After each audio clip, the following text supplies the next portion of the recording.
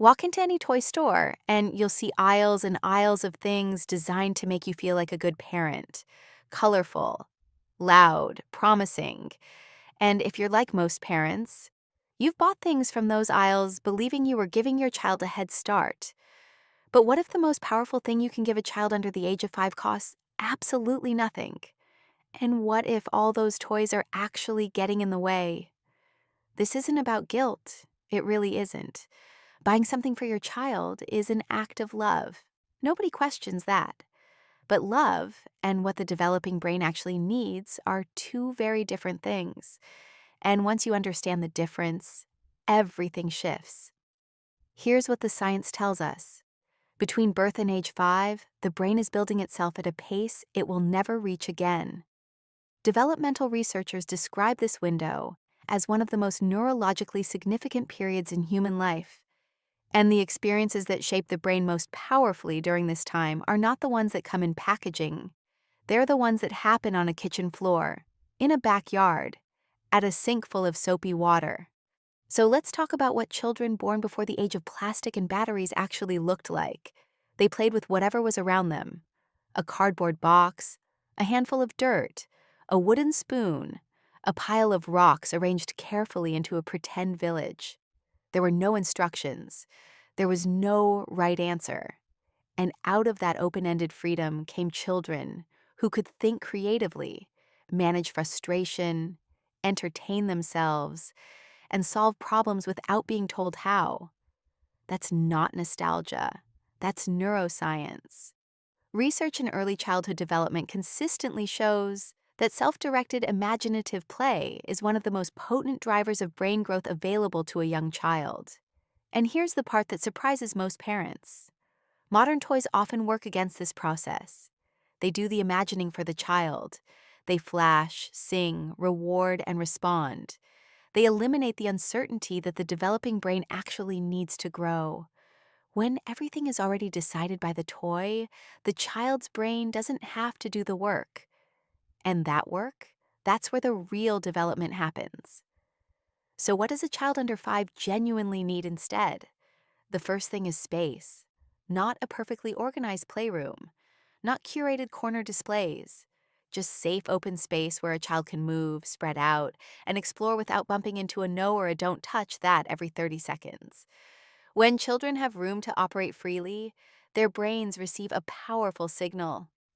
You are allowed to try things here. That signal alone changes how children engage. The second thing is time. Uninterrupted, unscheduled, unhurried time. One thing many parents don't realize is that boredom isn't a problem to solve. A child who announces they're bored is a child whose brain is on the edge of something. Creativity doesn't usually arrive fully formed. It tends to emerge from a few quiet minutes of nothing in particular. Let it happen. Resist the urge to fill the gap. The third thing is materials that don't come with a rule book. Boxes, scarves, old containers, sand, clay, paper, wooden spoons. Things without a fixed purpose are the most valuable things you can put in front of a young child because the child's brain has to decide what they are. That decision-making process, repeated hundreds of times a day during play, is building executive function, creativity, and flexible thinking in ways a button-pressing toy simply cannot replicate. The fourth thing is the freedom to struggle. This one is genuinely hard.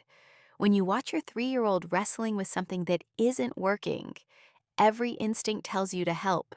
But each time you wait, each time you hold back and let them wrestle with it a little longer, you are doing something profound. You are teaching their brain that challenges are survivable, that frustration has an ending, that they are capable. Those moments of productive struggle strengthen the prefrontal cortex, the part of the brain responsible for self-control and long-range thinking, more efficiently than almost anything else in early childhood. The fifth thing is your presence. Not your entertainment, not your instruction, just you, nearby and available. Children don't need a parent to perform for them. They need a parent who is emotionally present, calm, and willing to follow their lead when they invite you in. That kind of Steady, unhurried presence regulates a child's nervous system. It builds secure attachment, and secure attachment, more than any enrichment program or educational toy, is what the research keeps pointing to as the true foundation of lifelong learning, emotional health, and resilience. It's worth pausing here to think about the kind of adult this produces.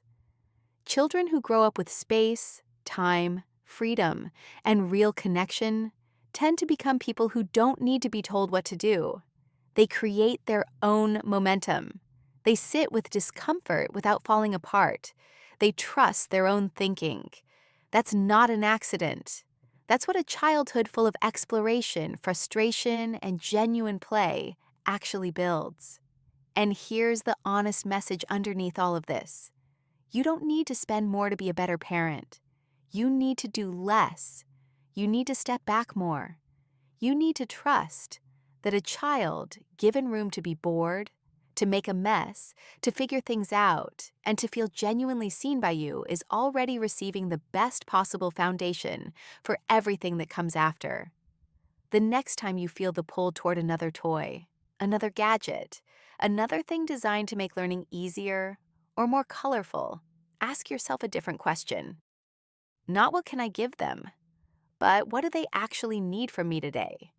The answer is probably simpler than you think, and it's already in the room with you.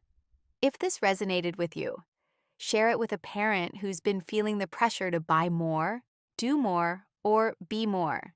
And subscribe for more content like this, because the most important things in early childhood rarely come with a price tag.